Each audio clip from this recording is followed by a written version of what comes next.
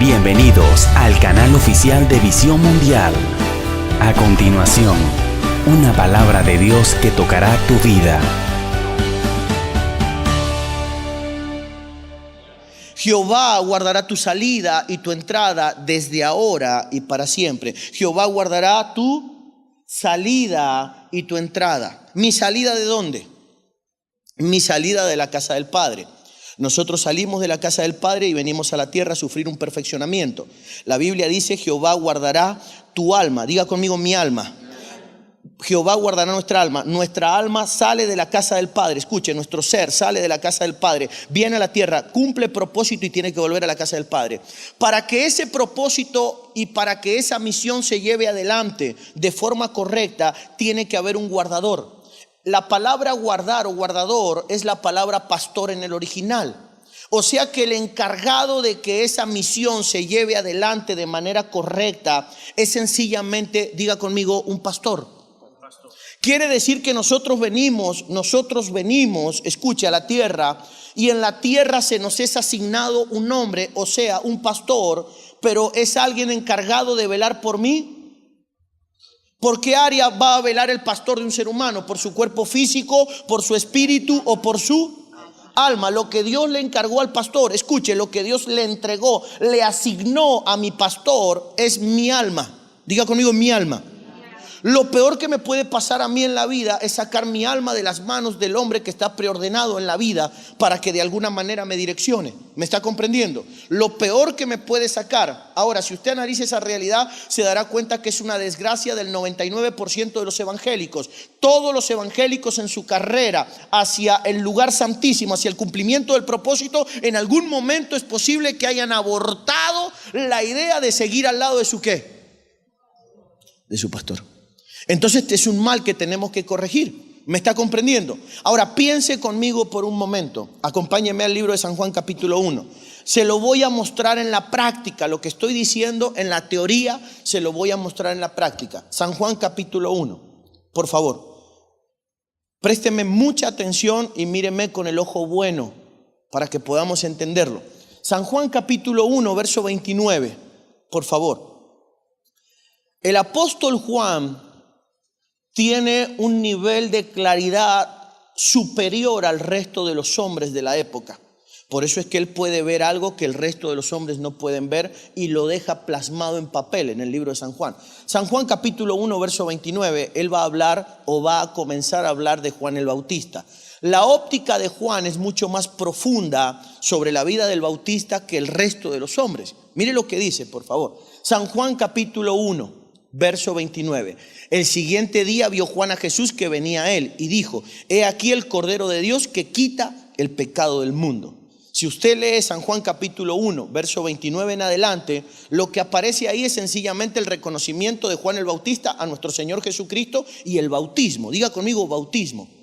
Es el momento donde Jesús viene a Juan para ser bautizado y está todo bien. Pero si usted me acompaña, vamos al verso 33, por favor.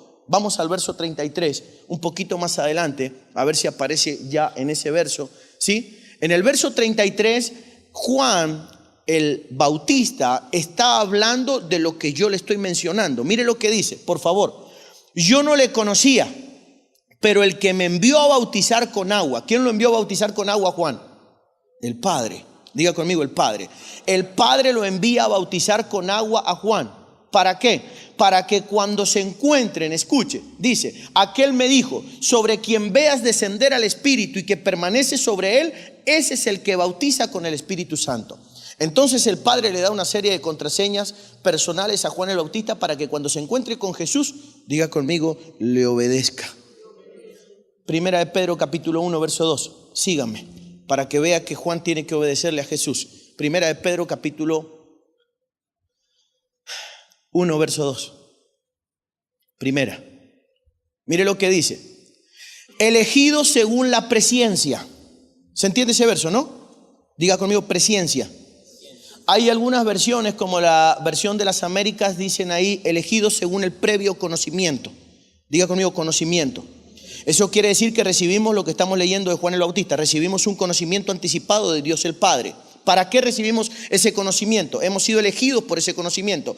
Dígalo conmigo, para obedecer y ser rociados con la sangre de Jesucristo. ¿Para qué hemos recibido ese conocimiento? O sea, preste atención, traemos un conocimiento del Padre, venimos a la tierra, por eso es que cuando a usted le hablaron de Jesucristo, usted se identificó con Él. Pero la idea de identificarse con Él era, diga conmigo, obedecerle. Volvamos por favor a San Juan capítulo 1, verso 33. Juan el Bautista se ha encontrado correctamente con Jesús. Y Juan el Bautista ha recibido el mensaje. ¿Se entiende, no? Él tiene un mensaje en su depósito, encontrarse con Jesús. Mire lo que dice, por favor. San Juan capítulo 1, verso 33. Yo no le conocía, pero el que me envió a bautizar con agua, aquel me dijo, sobre quien veas descender el Espíritu y que permanece sobre él, ese es el que bautiza con el Espíritu Santo. Verso 35. Sí, deme 2 versos más, por favor. Entonces Juan el Bautista le pasa lo siguiente. Verso 35.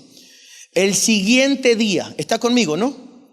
El siguiente día otra vez estaba Juan y 2 de sus discípulos. ¿Tiene en su mente el verso 29? ¿Recuerda el verso 29? Dice la Biblia en el verso 29 de que Juan y Jesús se encontraron y Juan hizo un reconocimiento público. Dijo, he aquí el Cordero de Dios que quita el pecado del mundo. ¿Se acuerda? Verso 29. Pero en el verso 35 dice que se volvieron a encontrar de nuevo. Diga conmigo, se encontraron de nuevo. Dice la Biblia claramente, el siguiente día otra vez estaba Juan y 2 de sus. Deme el 36 para que a nadie le quepa duda que se encontraron de nuevo y era con Jesús. Dice, y mirando a quién, volvieron a reconocerlo. Entonces Juan no dijo solo una vez de que he aquí el Cordero de Dios que quita el pecado del mundo, sino que lo dijo 2 veces. La primera vez vino Jesús a Juan, para que Juan lo pueda ¿qué? Bautizar. La segunda vez vuelve Jesús a Juan. ¿O no? ¿Dice eso el 35? Volvamos al 35 para que a nadie le quepa duda, por favor. Verso 35. El siguiente día, o sea, al otro día, ¿volvió quién? ¿Juan o Jesús? Voy a leerlo. Porque no es Juan el que se mueve, ¿eh? El que se mueve es Jesús. Voy a leerlo. El siguiente día otra vez estaba Juan y 2 de sus discípulos. Escuche, verso 36, por favor. Verso 36, ¿sí? Y mirando a Jesús, ¿qué? Entonces volvió Jesús de nuevo a Juan. La primera vez viene a Juan para que Juan lo bautice. La segunda vez, ¿a qué viene Jesús? Iglesia bendita del Señor. La primera vez viene Jesús a Juan para que Juan lo bautice. ¿Se entiende eso? Nuestra teología y nuestra comprensión de las Escrituras siempre lo hemos entendido, de que Jesús viene a Juan para que Juan lo bautice. Pero el verso 35 dice que al otro día Jesús vuelve de nuevo. Andaba por allí. ¿A qué vuelve Jesús de nuevo? Y dice que 2 de sus discípulos, de Juan el Bautista, decidieron irse con Jesús. O sea que Jesús le hizo una división a Juan. ¿Se la hizo o no? De repente vengo yo y te llevo 2 líderes. ¿Es un problema o no? ¿Es una falta de respeto? Jesús se para en algún lugar del ministerio de Juan el Bautista y se lleva 2 de los brazos derechos de Juan el Bautista. Pregunto, ¿se los llevó? Léalo. No me diga que eso no lo sabía, que se habían ido 2 de los discípulos de Juan con Jesús. ¿Se los llevó o no? Ahora yo le hago una pregunta. ¿Usted cree que Jesús puede ir a un ministerio a dividirlo?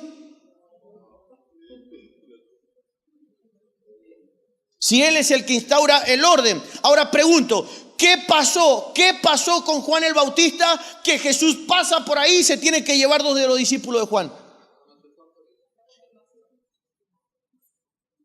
Pregunto, ¿no tendría que haber sido Juan el que primero entrara en la visión de Jesús con su gente?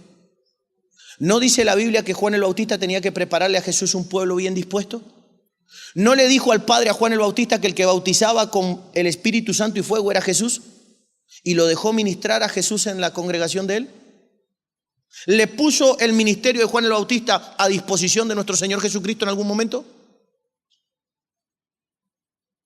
Entonces Juan el Bautista comete un error gravísimo. Se salta lo que está preordenado en el Salmo 121. Que Jehová, Dios, guardará nuestra entrada y nuestra salida. Y para que todo eso se lleve adelante de forma ordenada y en el diseño de Dios, nos tiene que asignar un pastor. Pero el pastor de los pastores se presenta a la vida de Juan el Bautista y Juan el Bautista no lo ve para con él como su... ¿O se dejó pastorear Juan el Bautista por Jesús? Por eso es que Juan el Bautista saldrá de esa cita y soltará la última palabra profética de la historia. Y dice la Biblia que terminará en una cárcel. 2, terminará confundido. 3, lo que le pasa en el espíritu le va a pasar en el ámbito físico. Lo separaron de la cabeza, que es Cristo Jesús.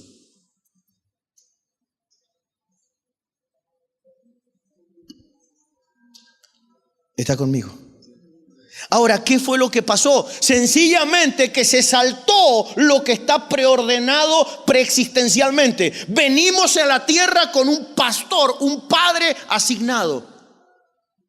Por eso es que usted ve tanta gente que está dentro de las iglesias evangélicas, pero están confundidos, están encarcelados y están separados de la cabeza que es Cristo. Y usted va a decir qué fue lo que pasó, que cuando se presenta delante de ellos el hombre que Dios ha asignado, el guardador, para que les guarde el alma, ellos no le han podido confiar a la vida. Por eso dice el libro de Proverbios: dame, hijo mío, tu corazón y miren tus ojos por mis caminos.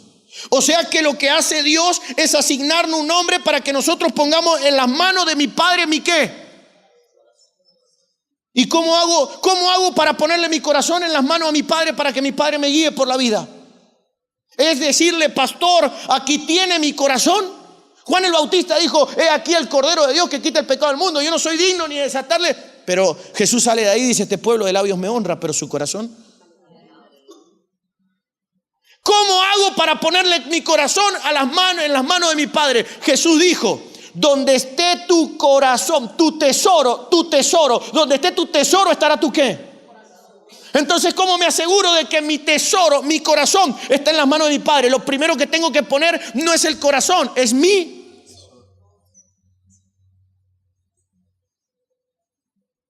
Ningún hombre, pastores, que no haya puesto su tesoro en las manos de ustedes ha puesto el corazón. Por eso es que aparecen hombres que su tesoro no está en las manos de su padre, como Judas Iscariote. Entonces, como el tesoro de Judas no está en las manos de Jesús, su corazón no puede estar en las manos de Jesús. Y la inercia de la obra de Dios los llevará a que mañana nos traicionen. ¿Está conmigo? Entonces tenemos que recuperar ese principio bendito. Tenemos que reconocer que está preordenado antes de la fundación del mundo. Job capítulo 38, verso 4. Venga conmigo. Diga conmigo: antes de la fundación del mundo. Nada de lo que está pasando en el mundo natural es casualidad. Todo lo que está viviendo usted en esta bendita casa es parte del proyecto de Dios. Los pastores que están cerca del apóstol no están por casualidad. Siento que Dios me acerca al apóstol, siento que Dios me acerca al hombre de Dios, a González. ¿Qué es lo que ocurre? Hay un preordenamiento de Dios, no es obra de la casualidad. ¿Estás comprendiendo, no?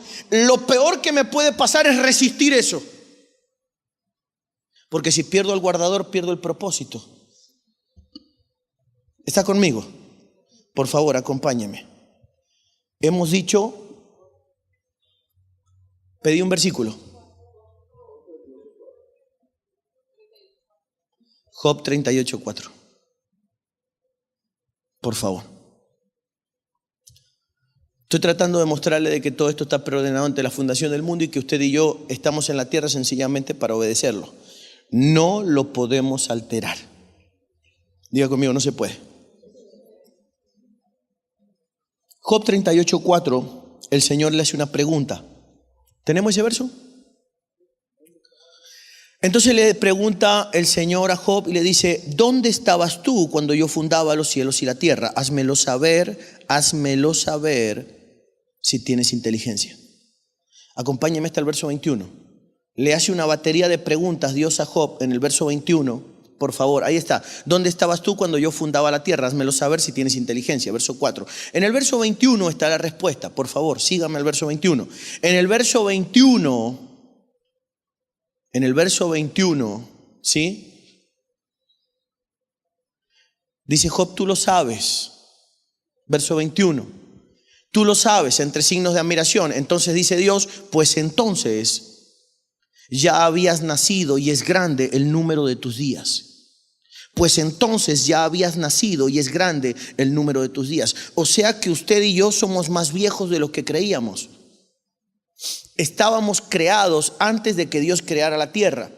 O sea que lo que nosotros pensábamos de que Dios creó la tierra y después nos dio creación al ser humano. Lo que Dios creó después de que creó la tierra, o sea en el sexto día, es sencillamente nuestro cuerpo y nos dio hálito de vida en el planeta. Pero nuestro espíritu fue creado antes de la fundación del mundo. ¿Se está entendiendo, no? O sea que Dios primeramente creó nuestro espíritu y después creó la tierra para el hombre. Nunca Dios creó la tierra y Dios dijo, ¿a quién ponemos en la tierra? Pongamos a un hombrecito en la tierra. Nosotros somos primero, diga conmigo, primero. Entonces, antes de la fundación del mundo, Dios ha planificado todo esto para nosotros, inclusive el plan de redención. ¿Se entiende, no? Diga conmigo, de redención. Inclusive el plan de redención. Cuando el hombre pecó en el principio, el hombre queda imposibilitado de acceder a su tercera naturaleza, que es su espíritu. La Biblia, para darnos a entender este misterio, la Biblia le llama el lugar santísimo. Por eso Jesús, cuando viene a la tierra, nos hace entender de que Él es el tabernáculo viviente. Él dice, yo soy el camino, el atrio, yo soy la verdad, el lugar santo, y yo soy la vida, el lugar santísimo. Él es el tabernáculo viviente. La iglesia, el cuerpo de nuestro Señor Jesucristo es el tabernáculo viviente. La gente cuando ingresa a la iglesia no es que ingresa a la instalación, al edificio. La gente cuando ingresa verdaderamente al cuerpo de nuestro Señor Jesucristo, comienza una ruta, una carretera que los tiene que llevar directo, diga conmigo, al lugar santísimo. ¿Y por qué me tiene que llevar el Señor al lugar santísimo? Porque en el lugar santísimo, según Pablo, está todo lo que necesitamos. No tiene que venir, ya está adentro de nosotros. ¿Se entiende, no? Volvemos a leer, por favor, 1 Pedro capítulo 1, verso 2. Volvamos allá para que lo podamos ver y después vamos a 1 Corintios capítulo 2, verso 7. Y después vamos primero a eso. Por favor. 1 Pedro capítulo 1, verso 2. Elegidos, es la única versión que tenemos esa, ¿no? Deme otra versión si tiene, por favor, para que puedan ver la palabra presciencia. Mire lo que dice. Según la previsión de Dios el Padre, mediante la obra santificadora del Espíritu, para obedecer a Jesucristo y ser redimido por su sangre.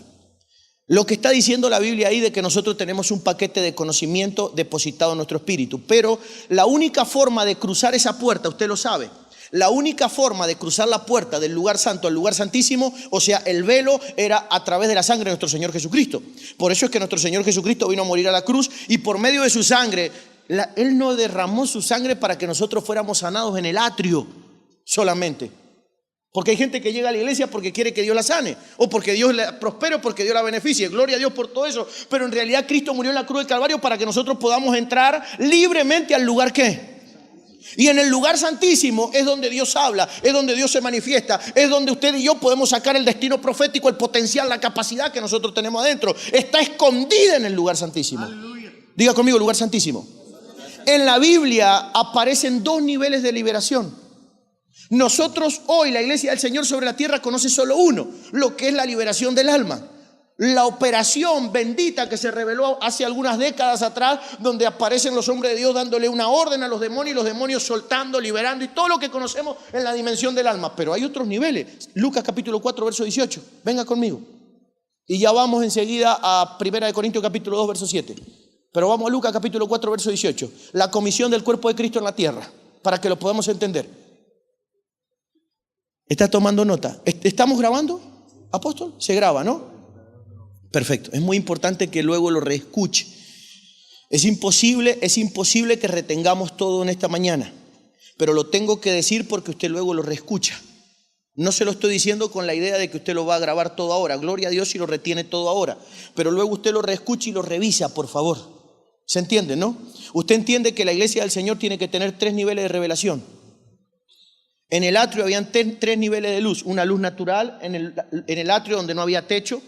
Una luz del candelero que se servía con 66 frutos, figura los 66 libros de la palabra. Y una luz inaccesible en el lugar santísimo. Son 3 niveles de palabra. ¿Se entiende? Estamos compartiendo un nivel de palabra. Tiene que ver con una universidad. Tiene que ver con una dimensión donde usted y yo sabemos de que no lo vamos a almacenar todo ahora, pero en los próximos días, meses e inclusive años nos va a servir muchísimas cosas que estamos entendiendo en esta mañana. Acompáñenme por favor entonces al versículo. Lucas capítulo 4 verso 18. El Espíritu del Señor está sobre mí. Escuche, está hablando del cuerpo de Cristo. ¿Se entiende, no? Esto es lo que opera en la iglesia del Señor hoy sobre la tierra. Todo lo que le pasó al cuerpo físico le tiene que pasar al cuerpo místico. Nosotros somos el cuerpo místico. El Espíritu del Señor está sobre ¿quiénes? Para que hablemos en lengua, para que dancemos, saltemos y nos caigamos para atrás. ¿Para eso está el Espíritu Santo sobre nosotros? No, el Espíritu del Señor está sobre nosotros ¿para qué? Número 1, para anunciar o para darle la buena nueva, el evangelio ¿a quiénes? Diga conmigo, los pobres. ¿A quiénes? ¿Qué pobres? ¿Dice ahí pobres de espíritu? ¿Y por qué decimos que son los pobres de espíritu? ¿Dice pobres de espíritu ahí? Nuestra mente quiere conformarse de que el evangelio es para los pobres de espíritu y que yo tengo que seguir siendo pobre porque si yo no dejo la pobreza, no dice eso. Dice que el evangelio tiene que ser anunciado a los pobres, porque la pobreza es una forma de esclavitud. Y tenemos que saber aceptarlo. Tenemos que sacar, diga conmigo, a los pobres. A los pobres que están en lugar apretado, estrecho, los tenemos que sacar a amplitud. Los tenemos que sacar a abundancia. Pero todo comienza aceptando de que mi pobreza no fue pensada jamás en el corazón de Dios.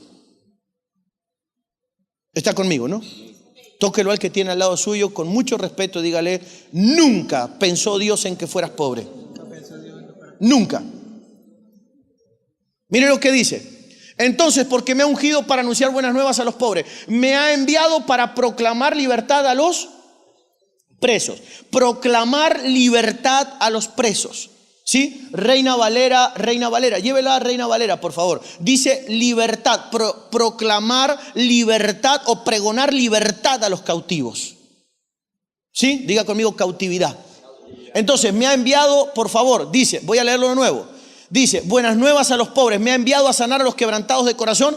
Dice, a pregonar ¿qué? Libertad a los cautivos. Diga conmigo, a pregonar. La palabra pregonar usted ya sabe que es gritar. Esa es la liberación que nosotros conocemos, donde se establece por medio del dedo de Dios, por medio de una dimensión de autoridad del reino de Dios sobre el reino de la oscuridad. ¿Se entiende, no? Donde los demonios perciben la presencia que opera y la autoridad que opera en nosotros y ellos se rinden. ¿O no? Pero luego dice la Biblia, a dar vista a los ciegos. Diga conmigo, revelación. Dice a dar diga conmigo, vista a los ciegos. Y luego dice a poner en libertad a los oprimidos, el último procedimiento. La cautividad se da en el alma. Los demonios, espíritus inmundos, operan ¿dónde? En el alma. No pueden operar en el espíritu humano, porque el espíritu humano ha sido diseñado para que nadie pueda entrar ahí excepto Dios y los que han sido lavados con la sangre del Cordero y viven en obediencia.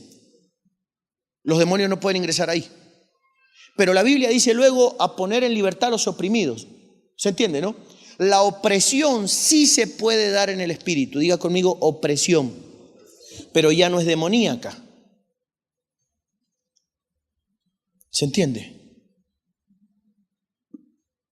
La cautividad se da en el alma y eso sí es espiritual y tiene que ver con los demonios y los espíritus inmundos. Pero diga conmigo, la opresión.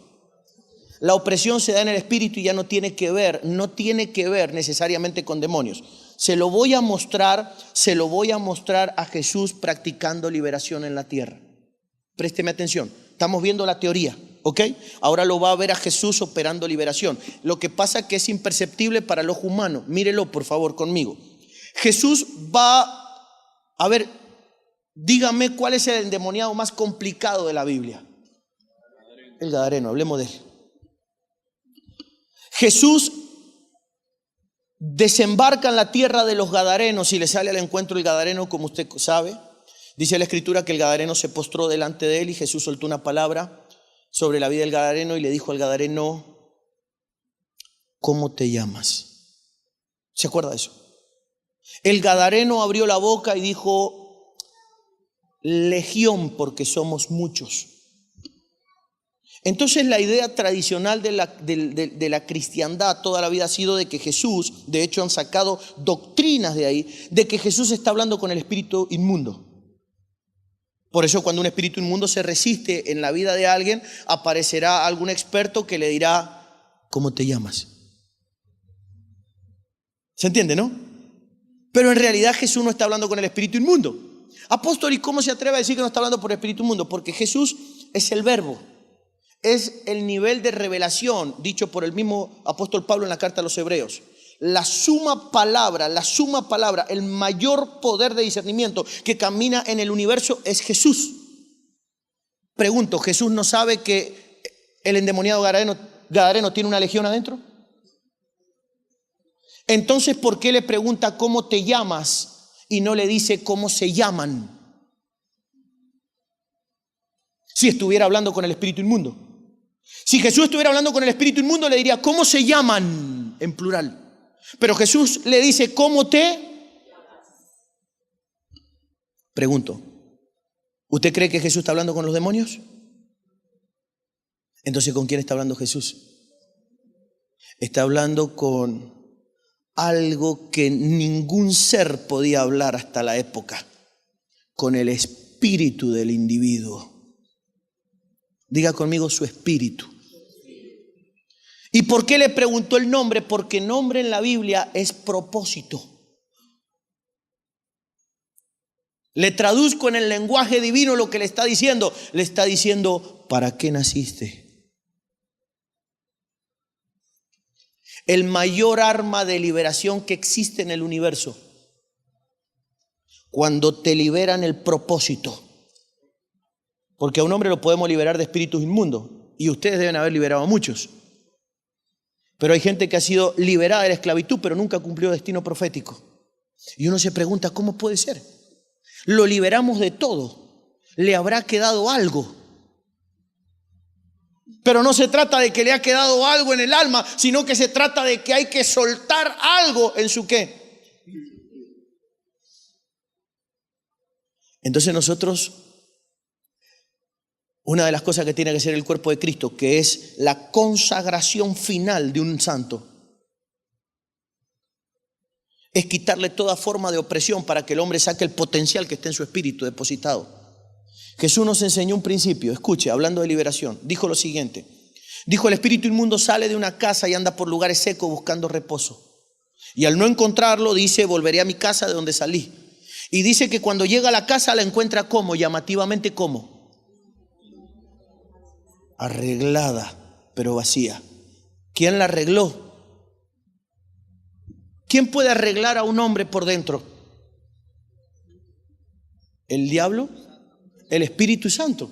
Pero la Biblia dice que la haya arreglada. O sea, el Espíritu Santo hizo una obra, pero está ¿cómo? ¿Vacía de qué? Acompáñenme por favor al libro de Isaías capítulo 1. Venga conmigo y les muestro de qué se trata. Isaías capítulo 1. O acompáñenme. Vamos a Isaías capítulo 1, a ver si está ahí. Y si no, vamos al 11, por favor.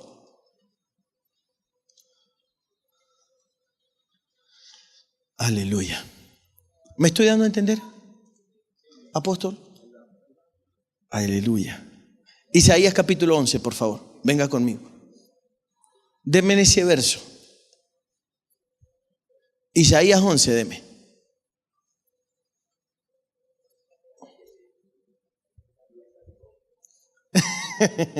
Se ha atorado, sí. Perdónenme.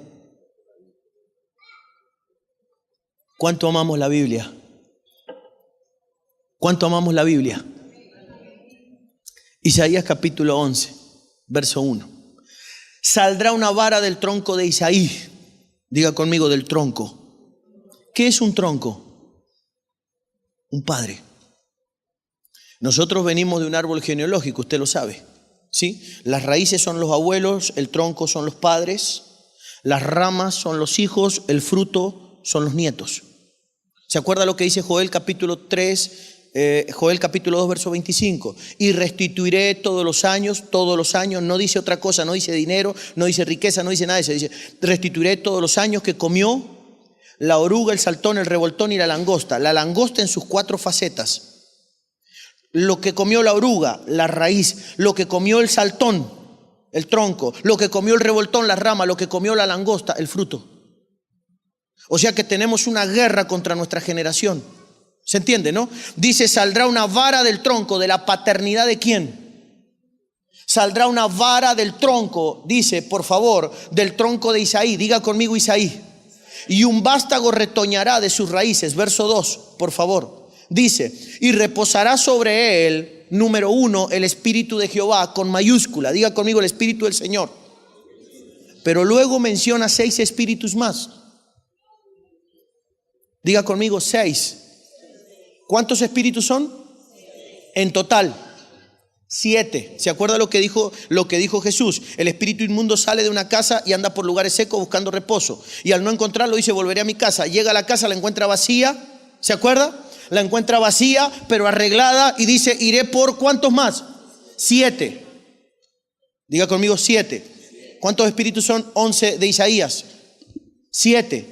Voy a leerlos. El espíritu de Jehová, el espíritu de sabiduría, el espíritu de inteligencia, el de consejo, el de poder, el de conocimiento y el de temor de Jehová. 7. Pero es uno con mayúscula. Y son 6. Entonces el con mayúscula es de quién? ¿Lo imparte quién? Dios personalmente. Pero los otros son con minúscula. ¿Son de origen divino? De origen divino. Sí, porque todos los espíritus proceden de quién, pero de impartición humana. Nos toca a nosotros, la iglesia, el cuerpo de nuestro Señor Jesucristo, y diga conmigo, impartir esos 6 espíritus. Entonces la Biblia dice, el espíritu inmundo sale de una casa, anda por lugares secos, vagando, buscando reposo, y al no encontrarlo dice, volveré a mi casa donde salí. Cuando vuelve la encuentra en la casa, ¿cómo? ¿Quién pasó por ahí? El Espíritu Santo, el del Señor. Pero luego no hubo ¿qué? La impartición de los 6 espíritus, 6 número de hombres. Por eso dice la Biblia, son muchos los llamados, pocos los escogidos. En el original la palabra escogido es la palabra ungido. O sea, son muchos los llamados, todos fuimos llamados, pero son pocos los que se dejaron ungir. ¿Se entiende, no? En el Antiguo Testamento, ¿cómo se ungía un hombre? ¿Usted lo recuerda? ¿Con qué se ungía? Con un cuerno de aceite. Un cuerno es un depósito edificado, construido o moldeado por la mano de ¿quién? ¿Quién construyó ese cuerno? Dios. Un cuerno es un recipiente hecho por la mano de ¿quién? ¿Y a Saúl con qué lo ungieron? Con una redoma. A Saúl no lo ungen con un cuerno. O sea que hay 2 formas de mantener el depósito. Uno trabajado por la mano de Dios y uno trabajado sencillamente por los hombres. Pero el que contenía el aceite con el cual lo ungieron a Saúl, que es una redoma, edificado, trabajado por las manos de hombre, no soportó la presión. Por eso es que la Biblia dice que Saúl era atormentado por los demonios.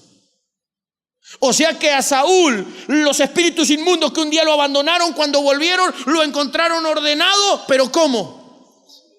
Porque el hombre no está expuesto a la impartición de Samuel. Hoy día, ¿cómo me ungen con un cuerno? Hoy lo que tiene que pasar es que un hombre de gobierno se tiene que volcar en mí. Un padre se vuelca en mí como se volcó Elías en Eliseo. Entonces dice la Biblia, son muchos los llamados, pero pocos los escogidos. cómo se volcó Moisés en la vida de Josué. Que Dios le dijo, tráelo a la puerta del tabernáculo y ponle las manos encima. Y dice la Biblia que en Josué había un espíritu ¿de qué? De sabiduría, porque Moisés le había puesto las manos. Entonces esos espíritus, diga conmigo, se imparten. ¿Usted ve que abunda la sabiduría en la iglesia del Señor de esta época? Para nosotros un hombre lleno del Espíritu Santo era un hombre que hablaba en lengua, un hombre que... Ese es un hombre lleno del Espíritu Santo. Pero un hombre lleno del Espíritu Santo es un hombre lleno ¿de qué? De sabiduría, de inteligencia, de consejo, de poder, de conocimiento y de temor de Dios.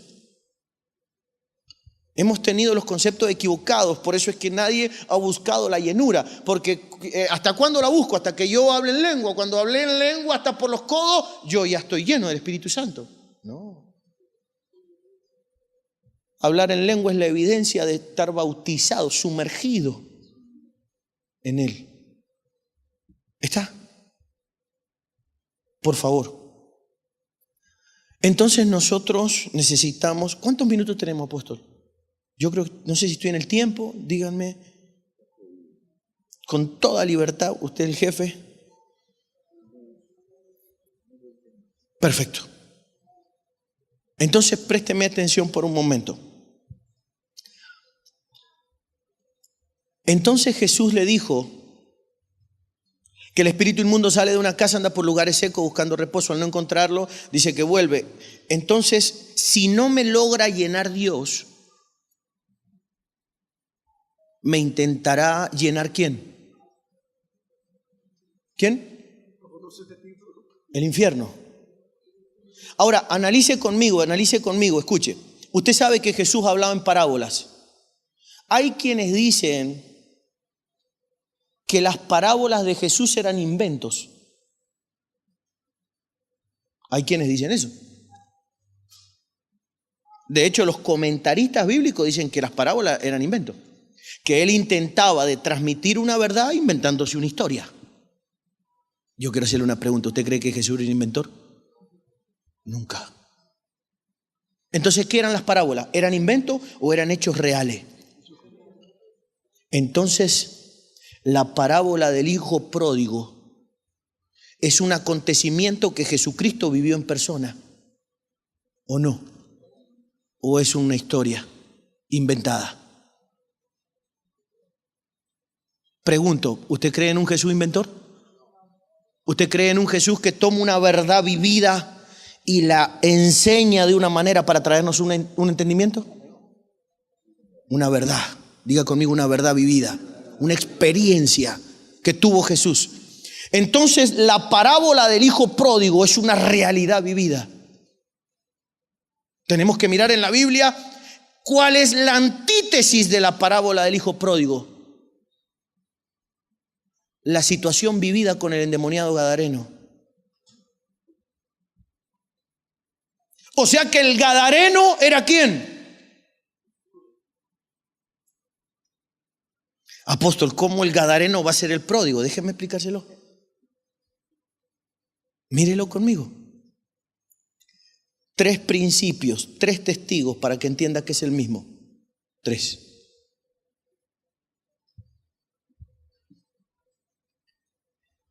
La Biblia dice que el hijo pródigo le dijo al padre, dame la parte de los bienes que me corresponde. Y se fue a vivir a una tierra lejana donde apacentaban ¿qué? ¿Dónde estaba el gadareno? La Biblia dice que el hijo pródigo en algún momento volvió en sí. Diga conmigo, volver en sí. Volver en sí. ¿Solo volvió en sí? ¿O se encontró con alguien en algún lugar? La única forma de volver en sí a alguien es de que de adentro tuyo aflore la misión para la cual hemos nacido. Diga conmigo, volvió en sí. Pero no es eso solamente. La Biblia dice claramente de que el gadareno, escuche, que el gadareno, yo le estoy diciendo que lo que hizo Jesús fue de alguna manera liberar el potencial que estaba dentro para que nunca más fuera endemoniado. Porque si a la gente la liberamos solamente en el alma, la gente luego vuelve a ser cautiva. La única forma de que un hombre luego pueda pelear contra el enemigo y sostenerse frente a los embates del enemigo no es autoliberarse como algunos enseñan por ahí, sino la única forma es que un hombre tenga claro para qué ha nacido, tenga claro por qué existo. La Biblia dice que el gadareno le dijo a Jesús: permíteme que te siga. Y Jesús le dijo: vuelve a tu casa. ¿Vuelve a dónde? Vuelve a tu casa y cuéntale cuán grandes cosas ha hecho Dios contigo. Entonces, el relato del gadareno y el relato del pródigo. ¿Cómo pudo el pródigo terminar endemoniado hasta la médula? Le dijo al padre: dame la parte de los bienes que me corresponde. Y el padre le soltó lo material, pero nunca amó, abrazó o apreció el espíritu que estaba dentro de su padre. Diga conmigo: impartición. Lo que nosotros tenemos que valorar es lo que opera adentro de un padre, no lo que me pueda dar un hombre en el ámbito natural o material. Lo que me va a mantener protegido, lo que me va a tener guardado, escuche, lo que me va a mantener guardado es lo que un padre haya depositado adentro mío. Apóstol, ¿lleno de qué tengo que estar? Tengo que estar lleno de lo que estaba lleno mi padre. De lo que opera dentro de mi padre, ahora tiene que operar ¿a dónde? Es la única forma que el infierno me respete. Porque el infierno respeta padres. ¿O hay algo más poderoso en la Biblia que el decreto de un padre? ¿Sabe por qué está la tierra como está? Porque la maldijeron ¿quiénes? Los padres. Un padre, la maldición de un padre no tiene parámetros. Usted va a ver a un hombre como a Noé soltando una maldición sobre su descendencia porque lo deshonraron. Maldito sea Canaán, siervo de sus hermanos. ¿Cómo será de poderosa la maldición que Dios mismo, para poder restaurar la maldición de Noé, tiene que levantar a un Moisés y decirle a Moisés: lo que hay que tomar, Moisés, es lo que maldijo Noé? ¿Cómo se va a llamar? La tierra prometida, la tierra de Canaán.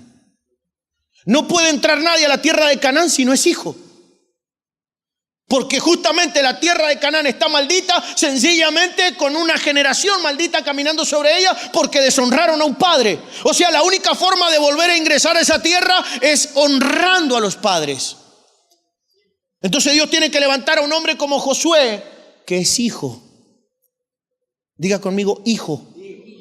Génesis capítulo 24, versos 6, 7 y 8. Acompáñeme, por favor. Deme 3 minutos y oramos. Génesis capítulo 24. Mire lo que dice.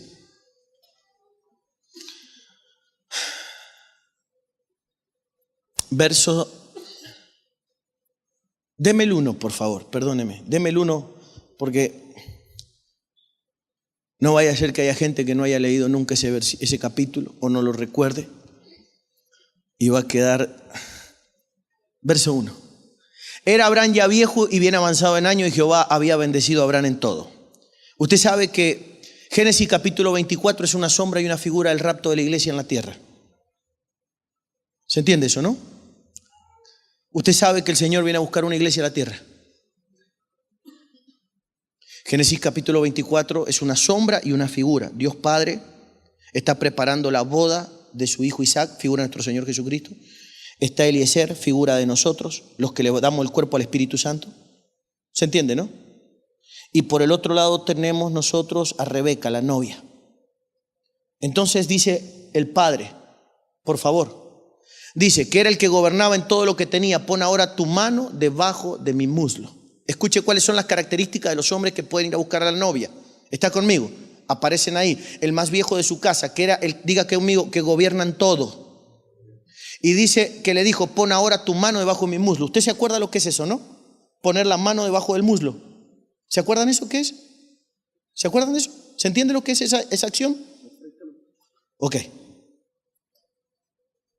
Número 1, estoy hablando de las características de los que Dios va a usar para ir a buscar a la novia. Ya retomamos el tema, pero escuche esto. Pero le dice, número 1, que gobiernen, diga conmigo, que gobiernen todo lo que tienen. Estamos hablando inclusive de la finanza. Porque hay gente que las finanzas los manejan a ellos. ¿Cómo sabe, apóstol, que hay gente que es manejada por la finanza? Porque no tienen la capacidad de soltarla en el momento que haya que soltarla. Eso quiere decir que somos cautivos de la finanza. Por eso Dios no nos puede dar más. Dios te va a dar todo lo que usted mañana esté dispuesto a darle a Él. Lo que usted mañana no pueda darle a Él, Él no te lo va a dar porque Él te dejará cautivo o prisionero. ¿Se entiende, no? Por eso es que hay mucha gente a la que Dios no le puede confiar más porque sabe que en vez de hacerle un bien le va a hacer ¿qué? Un mal. Entonces le dice, pon ahora tu mano debajo de mi muslo. Meter la mano debajo del muslo, ¿sí? Este es el muslo, perdón, apóstol, este es el muslo. Había que meter la mano debajo, pero no por el hecho de sostener el muslo, sino que en realidad lo que había que hacer era meter la mano debajo y sostener los testículos del viejo Abraham. Diga conmigo, pacto. ¿Y por qué los testículos, apóstol, para hacer un pacto y no el muslo? Porque el muslo en la Biblia habla del aparato reproductor. Luego lo buscan en el original y van a ver que es así. Pero ¿por qué los testículos? Porque en los testículos está nuestra generación. Diga conmigo, mi generación. Entonces le dice, pon ahora tu mano debajo de mi muslo. Vamos al verso 3, por favor. Y te juramentaré por Jehová, Dios de los cielos y Dios de la tierra, que me tomaré, dice, no tomarás para mi hijo mujer de las hijas de los. Entonces, yo pienso que el Señor viene a buscar una iglesia a la tierra. No toda la iglesia, sino que viene a buscar, a escoger novia de entre medio de la iglesia. Pero la novia que Él va a quitar, va a tomar, que es un pueblo de entre medio de la iglesia, tiene esas características. Diga conmigo, no es cananea. ¿Qué quiere decir que no sea cananea? Los cananeos son el resultado de la deshonra a los padres. ¿O no? Porque vienen de la descendencia de Noé. Salieron de los lomos de Cam. Entonces tiene que ser lo contrario. Gente que tenga claro que es paternidad. Honra a los padres. Por eso es que cuando se encuentra Eliezer con Rebeca, la primera pregunta que le hace es, ¿de quién eres hija? ¿Se entiende, no? ¿De quién eres? La Biblia dice que al árbol se lo conoce por el fruto. Entonces al fruto también se lo conoce por él. Quiero que entienda que uno le da la identidad al otro y el otro le da la identidad al mayor. Al árbol se lo conoce por el fruto, pero al fruto se lo tiene que conocer también por el qué. ¿De quién eres hija?, le pregunta. Entonces la iglesia del Señor tiene que restaurar ese principio para que de alguna manera nosotros podamos hacer que nuestras generaciones saquen el potencial que está dentro de ellos. Diga conmigo el potencial. Ya que ese potencial no lo puede sacar más nadie que un padre. Diga conmigo un padre. Jesús está con sus discípulos. ¿Quién dicen los hombres que soy yo? Saltan los discípulos y dice alguno de los profetas y mencionan a 3, Jeremías, Elías y el Bautista. Y les dice, ¿y ustedes quiénes dicen que soy? Y les dice, Pedro, tú eres el Cristo, el Hijo del Dios viviente. Y Jesús le dice entre tantas cosas, y yo te digo que tú eres Pedro. Entonces, escuche, ¿Jesús necesita que alguien le diga quién es Él? ¿Y por qué le pregunta a los muchachos que lo acompañan, ¿quién soy yo?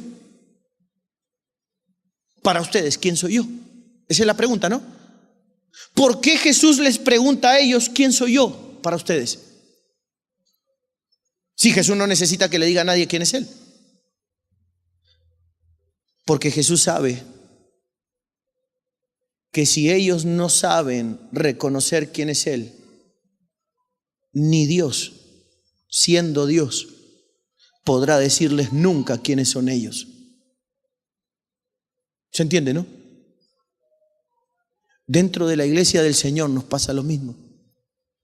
Hasta que yo no le digo a mi apóstol o pastor quién es Él para mi vida, Él no me podrá decir quién soy yo. No, pero a mí me lo va a decir el Espíritu Santo. Esa no es una tarea que Dios se la haya delegado al Espíritu Santo. Esa es una tarea que Dios se la delegó a los padres. Si no te dice un padre quién eres, nunca lo sabrás. Necesito que me lo diga quién. Un padre. Por eso lo indispensable de que nosotros volvamos a engendrar como en el origen. Fructificar. Porque cuando fructificamos, prevalece la genética del Padre en la próxima generación. Pero apóstol, yo no quiero que prevalezca la genética de un hombre, sino la de Dios. Pero la de tu padre es la de Dios. Porque yo creo que usted sabe que su padre es un hombre de Dios. Y si no tiene, y si tuviera dudas, tiene que alinearse con esa verdad. ¿Está listo para que en esta mañana le podamos decir a Dios: quiero ser una rama fructífera de esta casa? Quiero tener el espíritu que opera en mis padres. Quiero exponerme a la impartición, al espíritu que opera dentro de ellos. Póngase de pie un momento. Hacemos una breve oración. Tomamos una decisión en nuestro corazón, por favor, y le decimos al Señor desde lo más profundo de nuestro ser, ahí donde usted se encuentra, dígale: quiero ser una rama fructífera, quiero ser parte, Señor, indiscutiblemente de todo lo que harás con mi casa ministerial. Gracias por preordenar esta casa en mi existencia. Gracias por darme los padres que me diste. Gracias por ponerlos en mi camino. Quiero obedecerlos. Quiero hacer un pacto con ellos en esta mañana. Señor, quiero decirte que quiero amar a mi guardador, ese matrimonio que me has asignado para que me cuiden. En esta hora bendita, abro mi mente, mi corazón a la obediencia. Gracias por estar donde estoy. Gracias por permitirme estar en esta casa con este bendito pueblo señalado, escogido para tantas cosas grandes. Gracias por ellos. Gracias por lo que vas a hacer en la vida de cada uno de los presentes. Gracias por el potencial que está dentro del espíritu de ellos y que lo vamos a sacar a luz en el próximo tiempo, porque mucha de esta gente no volverá a ser nunca más igual. Declaro en esta hora el fluir del poder de Dios en tu espíritu. Declaro que todo lo que está dentro tuyo se manifiesta. Declaro que la sabiduría, que la inteligencia. Declaro que el mensaje que el Padre depositó antes de la fundación del mundo comienza a fluir en este tiempo adentro tuyo. Que comienza a fluir esa revelación. Las verdades eternas de Dios escondidas en lo profundo de tu ser comienzan a cobrar vida, a hacerse reales. Comienzas a caminar en el Espíritu. Oro en esta hora por este bendito pueblo. Oro en esta hora por los pastores. Oro por los que todavía no han entrado en la segunda, en la tercera etapa de su llamado. Oro, Dios mío, por todo lo que has preparado. Oro, Dios mío, por todas las buenas obras que has preordenado en el camino. Y que hay muchos hombres presentes que todavía no han transitado. Pero yo en esta hora digo de que coman en esta mañana, porque el largo camino les resta. Porque hay cosas gloriosas por descubrir. Porque hay cosas eternas preparadas antes de la fundación del mundo, que van a ser gloriosas y van a maravillar a los hombres de esta generación. Y Dios las va a manifestar a través tuyo, a través de tu mente, de tu boca. Gracias por visitar nuestro canal y disfrutar de este mensaje. Conoce más detalles de nuestra iglesia visitando nuestras redes sociales.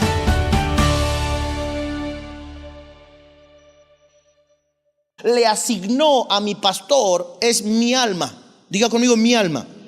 Lo peor que me puede pasar a mí en la vida es sacar mi alma de las manos del hombre que está preordenado en la vida para que de alguna manera me direccione. ¿Me está comprendiendo? Lo peor que me puede sacar. Ahora, si usted analiza esa realidad, se dará cuenta que es una desgracia del 99% de los evangélicos. Todos los evangélicos en su carrera hacia el lugar santísimo, hacia el cumplimiento del propósito, en algún momento es posible que hayan abortado la idea de seguir al lado de su ¿qué?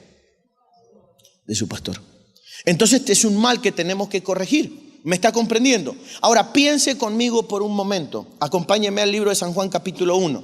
Se lo voy a mostrar en la práctica. Lo que estoy diciendo en la teoría se lo voy a mostrar en la práctica. San Juan capítulo 1. Por favor, présteme mucha atención y míreme con el ojo bueno para que podamos entenderlo. San Juan capítulo 1 verso 29. Por favor. El apóstol Juan tiene un nivel de claridad superior al resto de los hombres de la época. Por eso es que él puede ver algo que el resto de los hombres no pueden ver y lo deja plasmado en papel en el libro de San Juan. San Juan capítulo 1 verso 29, él va a hablar o va a comenzar a hablar de Juan el Bautista. La óptica de Juan es mucho más profunda sobre la vida del Bautista que el resto de los hombres. Mire lo que dice, por favor. San Juan capítulo 1. ¿Recuerda el verso 29? Dice la Biblia en el verso 29 de que Juan y Jesús se encontraron y Juan hizo un reconocimiento público. Dijo, he aquí el Cordero de Dios que quita el pecado del mundo. ¿Se acuerda? Verso 29. Pero en el verso 35 dice que se volvieron a encontrar de nuevo. Diga conmigo, se encontraron de nuevo. Dice la Biblia claramente, el siguiente día otra vez estaba Juan y dos de sus... Deme el 36 para que a nadie le quepa duda que se encontraron de nuevo y era con Jesús. Dice, y mirando a quién, volvieron a reconocerlo. Entonces Juan no dijo solo una vez de que he aquí el Cordero de Dios que quita el pecado del mundo, sino que lo dijo dos veces. La primera vez vino Jesús a Juan, para que Juan lo pueda ¿qué? Bautizar. La segunda vez vuelve Jesús a Juan. ¿O no? ¿Dice eso el 35? Volvamos al 35 para que a nadie le quepa duda, por favor. Verso 35. Al siguiente día, o sea, al otro día, ¿volvió quién? ¿Juan o Jesús?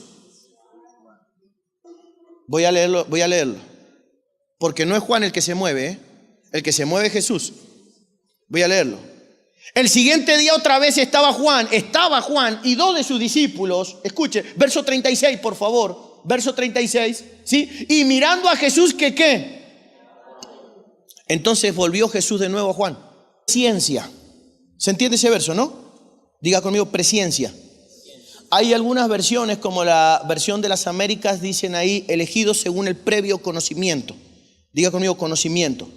Eso quiere decir que recibimos lo que estamos leyendo de Juan el Bautista. Recibimos un conocimiento anticipado de Dios el Padre. ¿Para qué recibimos ese conocimiento? Hemos sido elegidos por ese conocimiento.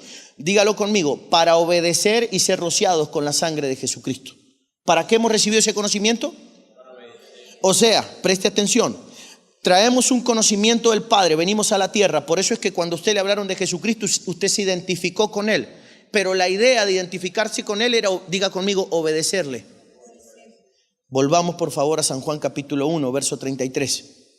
Juan el Bautista se ha encontrado correctamente con Jesús. Y Juan el Bautista ha recibido el mensaje. ¿Se entiende, no? Él tiene un mensaje en su depósito, encontrarse con Jesús. Mire lo que dice, por favor. San Juan capítulo 1, verso 33. Yo no le conocía, pero el que me envió a bautizar con agua, aquel me dijo, sobre quien veas descender el Espíritu y que permanece sobre él, ese es el que bautiza con el Espíritu Santo. Verso 35. Sí, deme 2 versos más, por favor. Entonces Juan el Bautista le pasa lo siguiente. Verso 35. El siguiente día, está conmigo, ¿no? El siguiente día otra vez estaba Juan y 2 de sus discípulos. ¿Tiene en su mente el verso 29? 1, verso 29. El siguiente día vio Juan a Jesús que venía a él y dijo, he aquí el Cordero de Dios que quita el pecado del mundo. Si usted lee San Juan capítulo 1, verso 29 en adelante, lo que aparece ahí es sencillamente el reconocimiento de Juan el Bautista a nuestro Señor Jesucristo y el bautismo. Diga conmigo, bautismo. Es el momento donde Jesús viene a Juan para ser bautizado y está todo bien. Pero si usted me acompaña, vamos al verso 33, por favor. Vamos al verso 33, un poquito más adelante, a ver si aparece ya en ese verso, ¿sí? En el verso 33, Juan el Bautista está hablando de lo que yo le estoy mencionando. Mire lo que dice, por favor. Yo no le conocía, pero el que me envió a bautizar con agua. ¿Quién lo envió a bautizar con agua, Juan? El Padre. Diga conmigo, el Padre. El Padre lo envía a bautizar con agua a Juan. ¿Para qué? Para que cuando se encuentren, escuche, dice, aquel me dijo, sobre quien veas descender al Espíritu y que permanece sobre él, ese es el que bautiza con el Espíritu Santo. Entonces el Padre le da una serie de contraseñas personales a Juan el Bautista para que cuando se encuentre con Jesús, diga conmigo, le obedezca. Primera de Pedro capítulo 1, verso 2. Síganme, para que vea que Juan tiene que obedecerle a Jesús. Primera de Pedro capítulo 1, verso 2. Primera. Mire lo que dice. Elegido según la presencia. Bienvenidos al canal oficial de Visión Mundial. A continuación, una palabra de Dios que tocará tu vida. Jehová guardará tu salida y tu entrada desde ahora y para siempre. Jehová guardará tu salida y tu entrada. ¿Mi salida de dónde? Mi salida de la casa del Padre. Nosotros salimos de la casa del Padre y venimos a la tierra a sufrir un perfeccionamiento. La Biblia dice, Jehová guardará tu alma. Diga conmigo, mi alma. Jehová guardará nuestra alma. Nuestra alma sale de la casa del Padre. Escuche, nuestro ser sale de la casa del Padre, viene a la tierra, cumple propósito y tiene que volver a la casa del Padre. Para que ese propósito y para que esa misión se lleve adelante de forma correcta, tiene que haber un guardador. La palabra guardar o guardador es la palabra pastor en el original. O sea que el encargado de que esa misión se lleve adelante de manera correcta es sencillamente, diga conmigo, un pastor. Quiere decir que nosotros venimos, escuche, a la tierra, y en la tierra se nos es asignado un nombre, o sea, un pastor, pero es alguien encargado de velar por mí. ¿Por qué área va a velar el pastor de un ser humano? ¿Por su cuerpo físico, por su espíritu o por su alma? Lo que Dios le encargó al pastor, escuche, lo que Dios le entregó